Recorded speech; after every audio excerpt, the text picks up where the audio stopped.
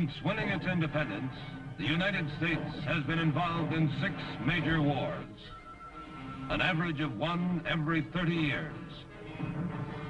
At any time in the future, this nation may be attacked by an enemy armed with atomic or hydrogen bombs.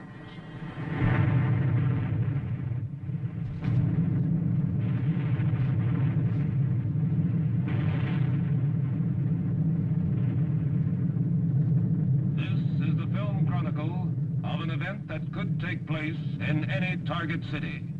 It's called Bombproof.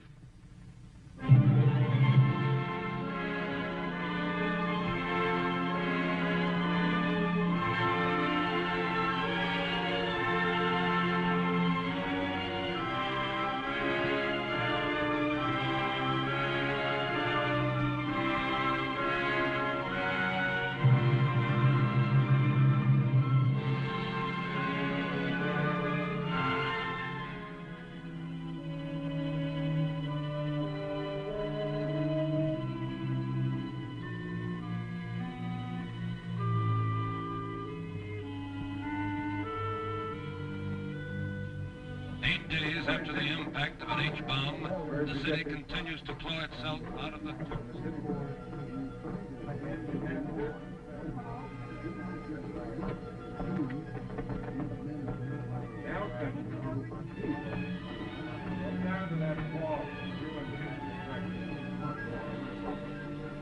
Area 1. Yeah. Ask him to come back.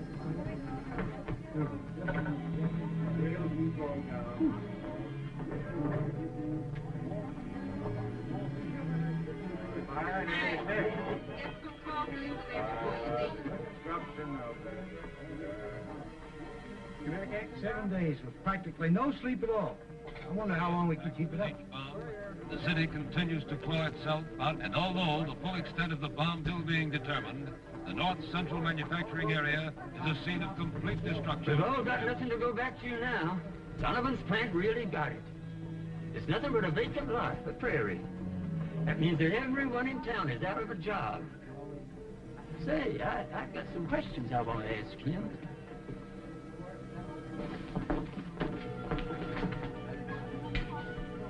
Mr. Donovan, I'm Fred Bates. I've been working for you and your dad before you for 40 years. I'll be 65 next year. Now that the plank's been blown to kingdom come, what's going to happen to my pension? I own some Donovan stock. What about my savings? I delivered 2 truckloads of paint to your factory the day before the bomb hit. I didn't even have time to bill it. I got 10 days of back pay coming. What's the matter with you people, Ben? You know there's a war going on? Our plant has been destroyed, but the company is still in business. In addition to being Civil Defense headquarters, this happens to be the temporary office of the president of Donovan Manufacturing. Brother. You're going to get your pension. Madam, your investment is safe. You'll be paid for your paint within 90 days. You'll have your job back in less than 90 days. Now, that's a lot of baloney, Donovan. Your factory is nothing but a big radioactive hole in the ground. You're through. I'm through. We're all through. We might as well go live in caves. Charlie, you can just thank God you happen to be wrong. We've got the people to start over again. Our records are still intact. Records? Big deal. Records? What good are records? The factory's gone. The foundation's gone even. The records are the new foundation. Listen, all of you. I want to tell you something that you don't know. This goes back to 3 years ago. And something that began one day in my office during an evacuation drill.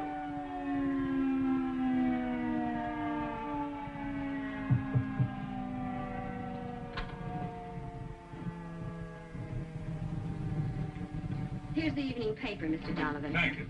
This is one of the best drills we've ever had. Yes. Someday it may save thousands of lives.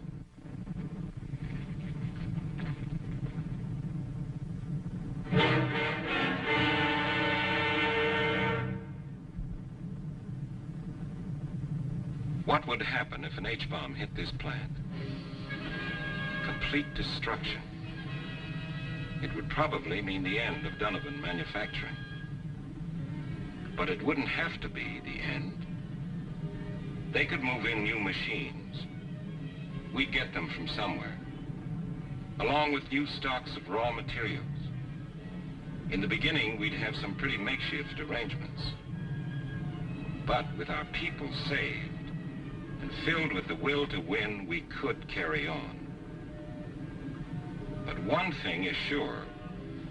In our line of business, it's almost impossible to build from scratch without records. People and records. We can evacuate people or get them to shelter. But how can we save our records? Yes? Mr. Donovan, you asked me to buzz you when Mr. Stone got back in. Thank you. Yes? Caleb, how about that integrated CD plan? How's it shaping up? It's coming along fine, J.B. I'm working with Louis Aiken of Civil Defense, our industry representative. As a matter of fact, he's coming over this afternoon. So, we wonder if Civil Defense has any advice on how we can preserve our vital records. We have tons of them. In short, Mr. Aiken, how can we make them bomb-proof? Your first line of defense for your vital records is a plan of office protection, in which employees are taught to act at the earliest alert.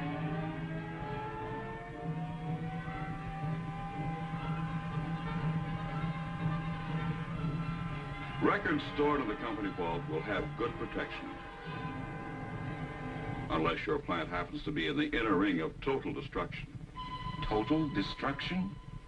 Yes, total destruction.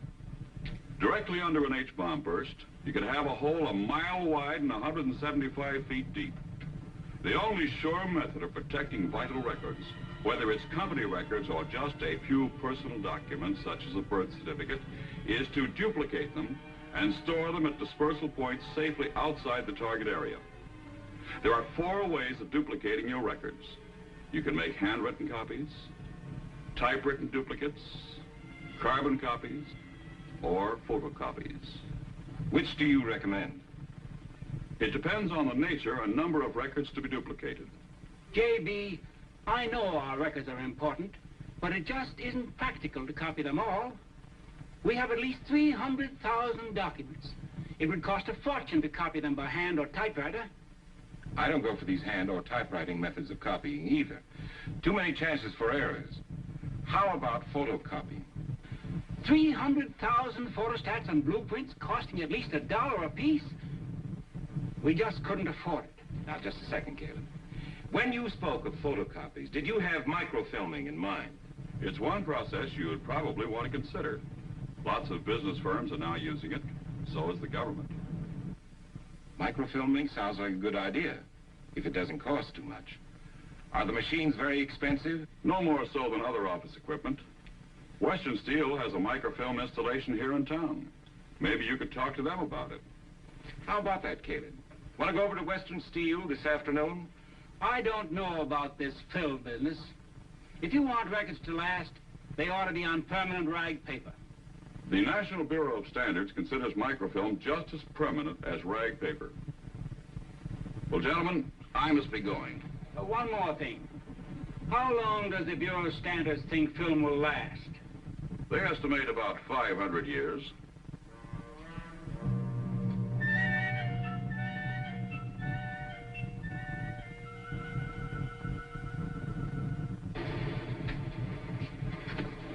This is our microfilming section. This is a combination recorder and reader. This machine automatically feeds documents of assorted sizes into the recorder. Both sides of each document are being photographed on microfilm as fast as the operator can load the feeder. Now, every one of the documents in this entire file cabinet has been microfilmed. Their microfilm images are stored in a container as small as this 16-millimeter film box. Now, this single microfilm file cabinet contains photographic records of every important document in this entire plant. This one film file cabinet is the equivalent of 100 four-drawer files. We always have a microfilm made in duplicate and the other set stored at another location for safekeeping. Is it much of a job to find a document when you want it? Not at all. Let's say I want to find a statement issued last month. I turn in the master index file to the statement section for the month of March. I find that the statement I want is on roll number 62 at index point number 258. I locate roll 62 in this drawer. Just takes a few seconds. Now I'll have the operator show you the items on the reader. He puts the roll in the reader.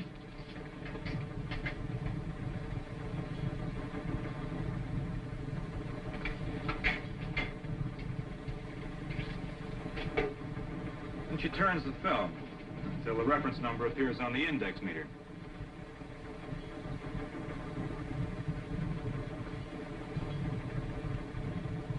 And there's your statement. This is remarkable. What if you need a copy of that item? On paper. Miss Matson, would you make us a print of this item?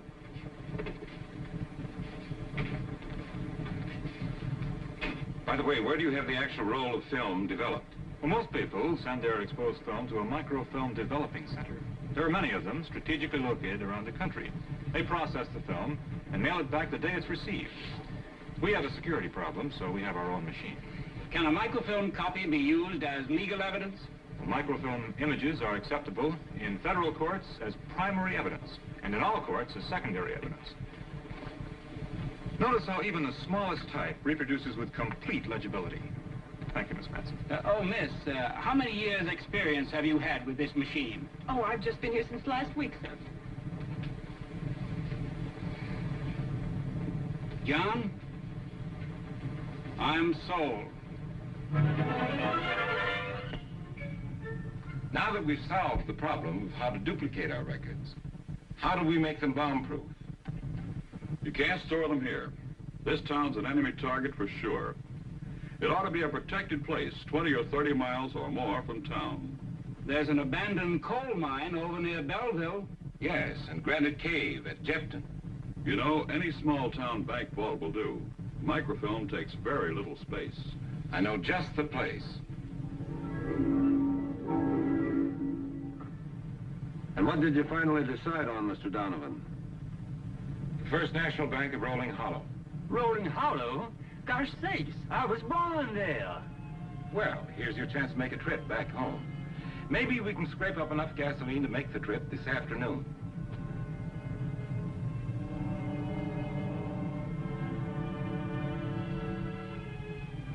Fred, here's the container with your pension record in it. The accounts receivable, the insurance policies, the bank statements, the formulas, our machine designs, and our personnel records. And for every name in this microfilm file, there's a man or woman ready to go back to work.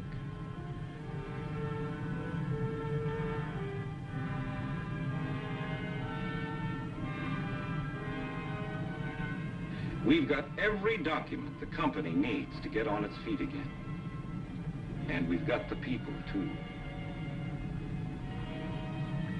We can build again. We will build.